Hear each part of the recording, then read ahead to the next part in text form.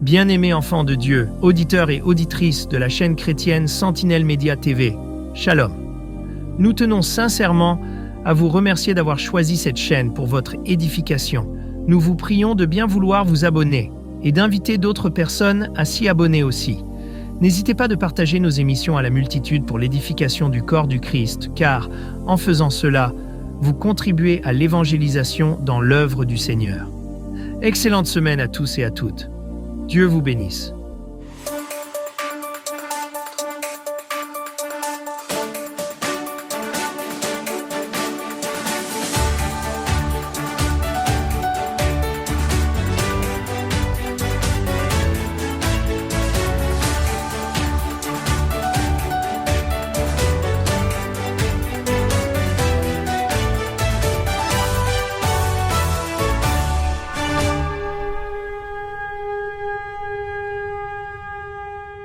Bienvenue sur notre chaîne YouTube Sentinelle Média TV.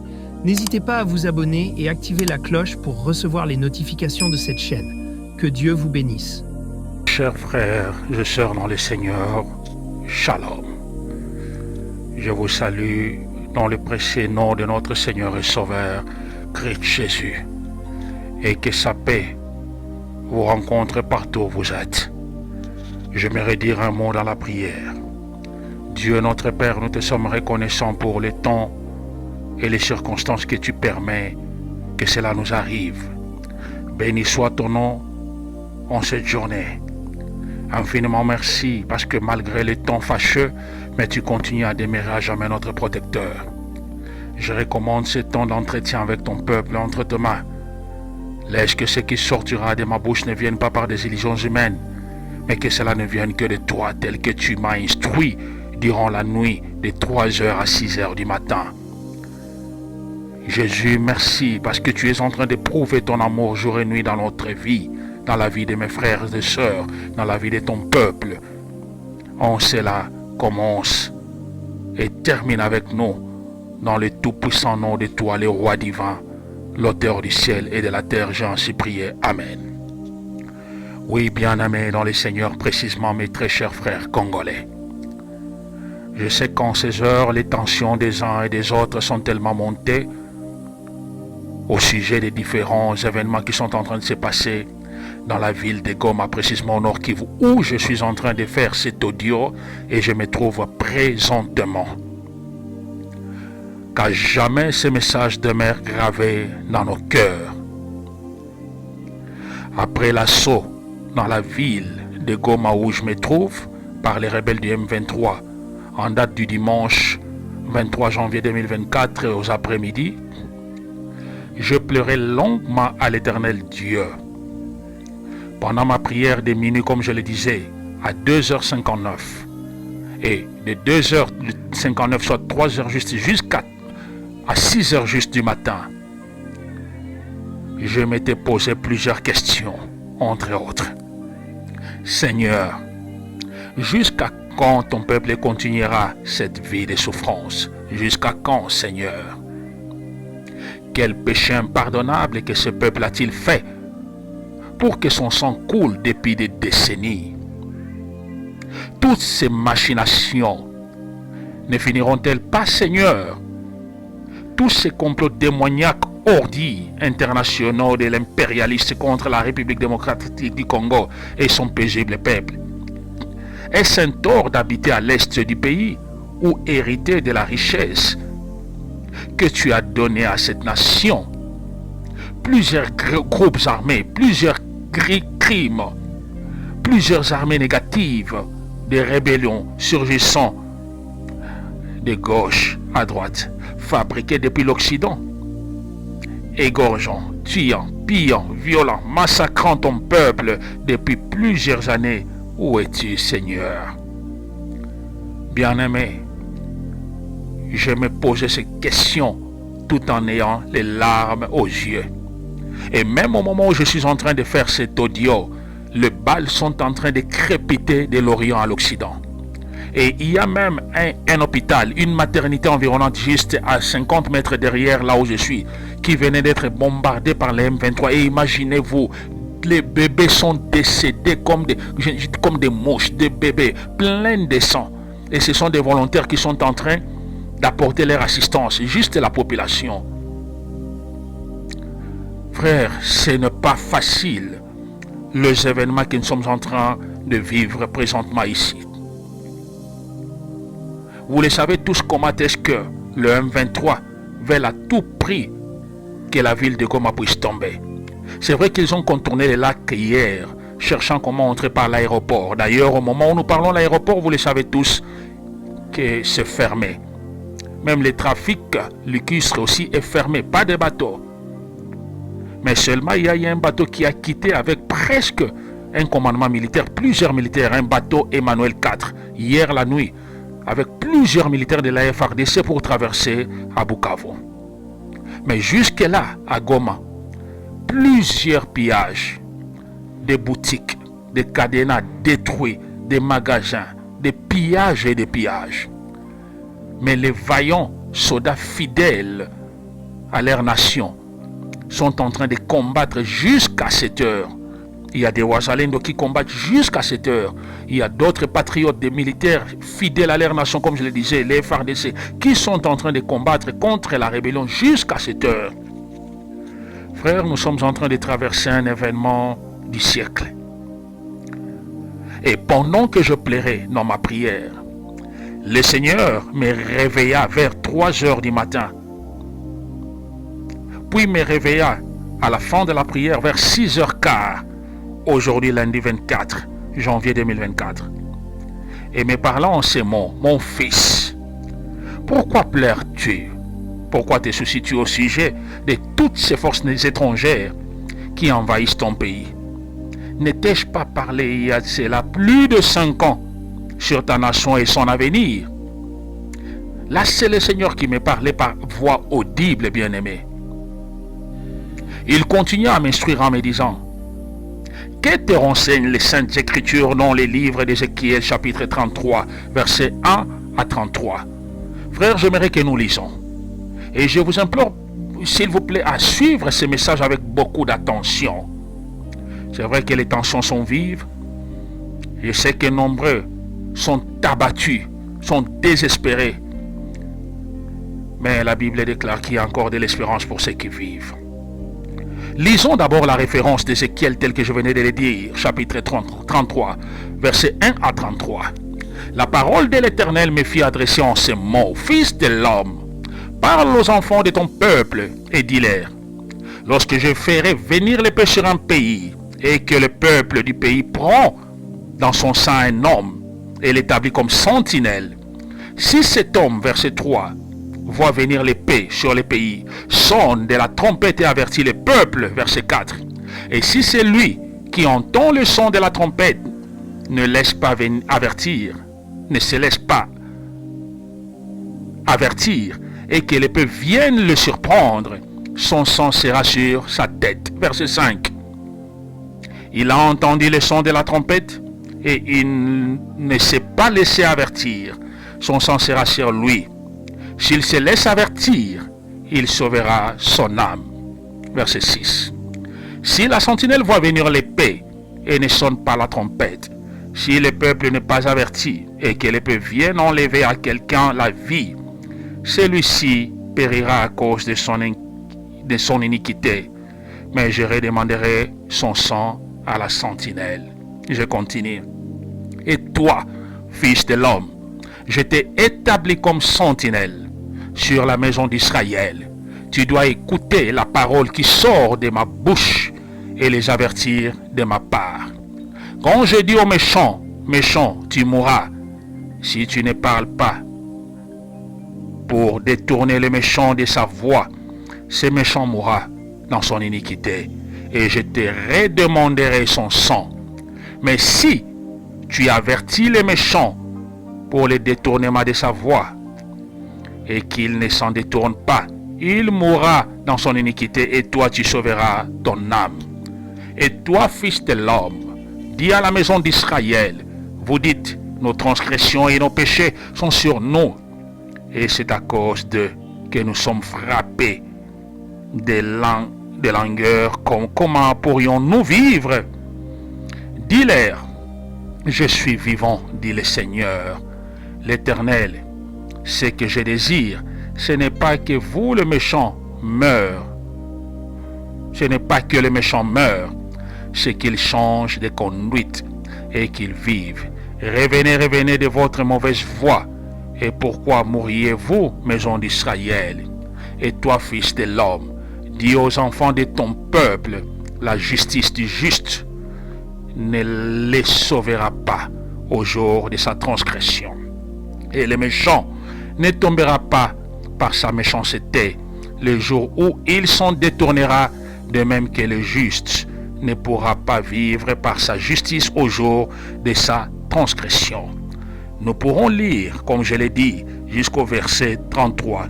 Mais j'aimerais sauter le reste des versets pour rebondir directement au 33e verset qui dit ceci. Quand ces choses arriveront, et voici, elles arrivent. Elles arrivent-ils, sauront qu'il y avait un prophète au milieu d'eux. Je réponds le verset 33. Quand ces choses arriveront, et voici, elles arrivent-ils, sauront qu'il y avait un prophète au milieu d'eux.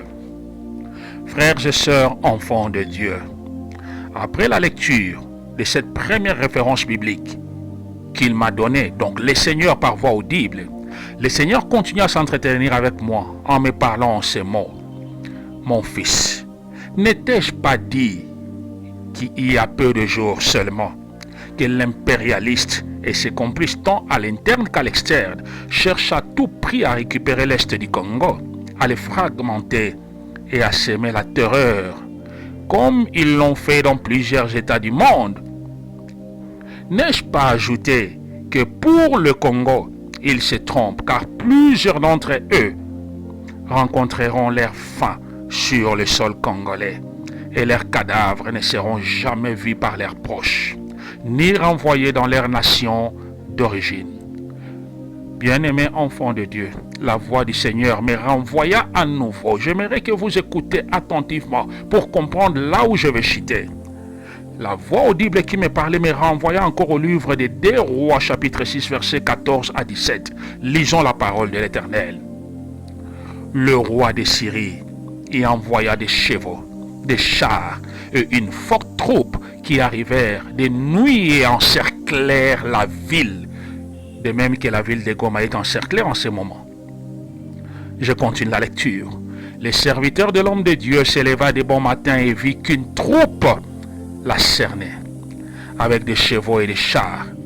Il dit alors à l'homme de Dieu, « Ah, mon Seigneur, comment ferons-nous » Il répondit, « N'aie pas peur. » C'est là où le Seigneur est en train de taper le marteau sur l'enclume. La voix audible m'a recommandé de dire au peuple congolais, « Vous tous, peuple de Dieu, n'ayons pas peur. Car ceux qui sont avec nous sont plus nombreux que ceux qui sont avec eux. » Puis Élisée pria, « Éternel, ouvre ses yeux pour qu'il voie. » L'Éternel ouvre les yeux du serviteur et il vit la montagne pleine de chevaux et de chars de feu tout autour d'Élisée. Frères bien-aimés, spirituellement, je l'ai dit la fois passée, Dieu a déjà délivré le Congo. La voix reprit et continua. Le monde vivra la démonstration de la toute-puissance de Yahweh bientôt dans ton pays. Je sais que quand je délivre de pareils messages, il y a de ceux qui nous prennent comme des fous, il y a de ceux qui nous critiquent et qui disent de n'importe quoi. Mais bien-aimés enfants de Dieu, prendre le courage en ces temps de guerre, risquer sa vie et venir témoigner la grandeur de Dieu de la sorte, je vous dis, ce n'est pas chose facile. Ce n'est pas chose facile. Très chers frères et sœurs congolais, Dieu ne donne ni ne partage sa gloire avec un homme. Saisissez bien ce que je dis, je vous en supplie. Dieu ne donne ni ne partage sa gloire avec un homme. Plusieurs leaders de ce monde, dans ce pays et leurs militants, se sont moqués longuement de Dieu et de son peuple en République démocratique du Congo, voulant faire croire aux gens que c'est par leur force qu'il y aura changement et rétablissement de la paix au Congo. Cherchant la gloire, les honneurs, en se faisant adorer comme des petits dieux. Et plus grave, plusieurs dits serviteurs de Dieu, assoiffés d'argent et de biens matériels de ce monde, se sont laissés corrompre par ces derniers au lieu d'éclairer le peuple en leur prêchant la parole de la vérité. Je vous assure que Dieu les confondra tous. Et croyez-moi, après peu de temps de l'occupation sur les sols congolais par les armées étrangères, viendra alors le déluge pour tous ces gens. En vérité, je vous l'ai dit, bien-aimés, la joie des M23 ne sera que d'une courte durée. Comme il l'est dit dans le livre des Psaumes chapitre 20, pendant qu'ils mettent leur confiance dans leur javelot comme dans la vigueur du cheval, nous nous appuyons avec foi dans la prière sur la puissance dévastatrice de Dieu. La porte du décès de plusieurs parmi eux s'annonce très bientôt, car les sangs, autant que l'eau innocemment de nos frères, de nos compatriotes versés, doivent crier vengeance. Frères bien-aimés, il a fallu que toutes ces choses arrivent afin que s'accomplisse ce que Yahweh a annoncé par la bouche de ses vrais serviteurs. Le monde sera surpris. Quoique nous sommes en larmes aujourd'hui, mais c'est Jésus-Christ qui détient le dernier mot. Pour nos ennemis, leur joie, je le répète, ne sera que pour une courte durée. Rira bien, dit-on, qui rira le dernier. Que Dieu bénisse la République démocratique du Congo. Souvenons-nous que, quoique le temps était long, mais Moïse a conduit les enfants d'Israël jusqu'à la destinée. C'est vrai que pendant ce voyage, il y a de ceux qui sont tombés et il y a de ceux qui sont nés durant ce parcours.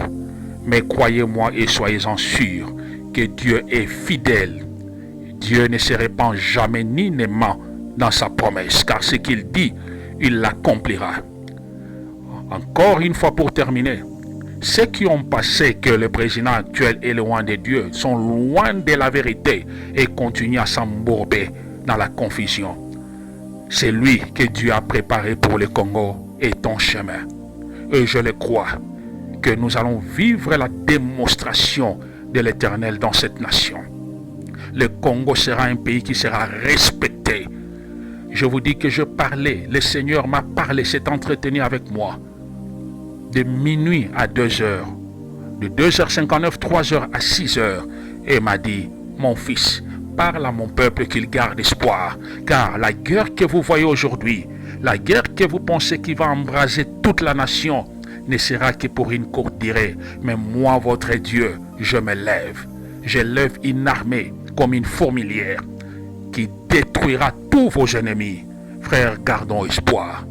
Moi, votre humble frère et serviteur, comme je l'ai toujours dit, la sentinelle, le prophète Jonathan, sur place ici à Goma, sur terrain, en train d'être témoin de tous ces événements spectaculaires qui se passent. Des hôpitaux détruits, des centrales détruites d'électricité, la ville coupée d'eau et de l'électricité, la population en débandade.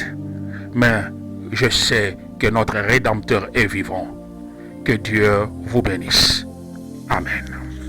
Chers auditeurs et auditrices, la chaîne Sentinelle Média TV officielle SMTV est née pour attirer votre attention. Le prophète Jonathan ayant reçu l'appel de l'Éternel Dieu qui lui a oint en tant que l'une de ses sentinelles du temps de la fin, afin d'avertir les nations du monde des oracles de Yahweh, se voit assisté par le révérend Rick Mans face à la nouvelle alliance de notre Seigneur Jésus-Christ. Serviteurs et sentinelles, ils sonneront de la trompette pour avertir le peuple à travers leur émission. Au programme, vous retrouverez prédication et louanges et adoration, enseignement biblique et intercession, accompagnés de leurs invités. Pour tout contact, soutien, suggestion, ils sont disponibles via appel normal et WhatsApp au +2 4 3 8 1 8806880 et par mail à sentinelle-tv@gmail.com. N'hésitez pas à vous abonner et à activer la cloche pour recevoir les notifications de cette chaîne.